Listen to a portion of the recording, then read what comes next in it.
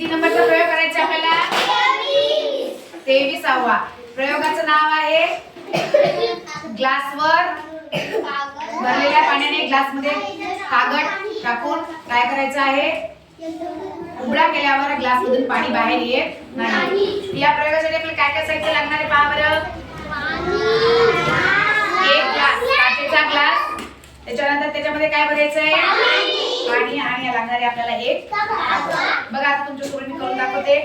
पाणी भरलेलं आहे ग्लास मध्ये. आता मी याच्यावर काय करेल? कागद असं लावेल. हा बघा कागद लावला. आता मी काय करेल? याला उलट केलं. पाणी पडत आहे सध्या. आता मी उघडलं. बघा जवळ आहे थोडंसं उशीर. पहा बरं प्रयोग झाला का आपला?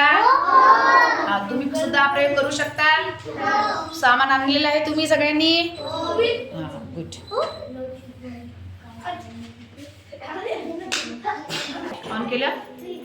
बघा आता असं का बरं झालं रे? आता आपण हा ग्लास उलटा केला होता. पाणी बाहेर का नाही आलं? कोण सांगते? सांगा ना. काय झालं? आपण एक ग्लास मध्ये असं उघडा केला होता ना, आणि मग आता पाणी बाहेर आलंच नाही.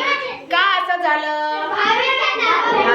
कारण की जेव्हा ऐका आता शांततेत, जेव्हा आपण कागदाला प्रेस केलं, हवा काय झाली? तिथेच राहिली हवा.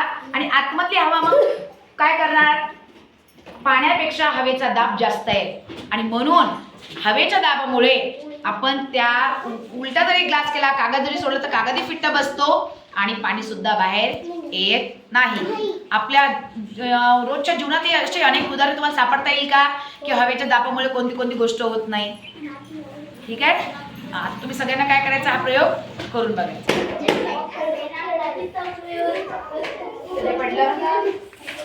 पडलं रे याचे. हो त्याचं बी होते. स्टीलचा झाला रे. हो झाला झाला. स्टीलचा पण होतो. स्टॉप कर. स्टॉप कर.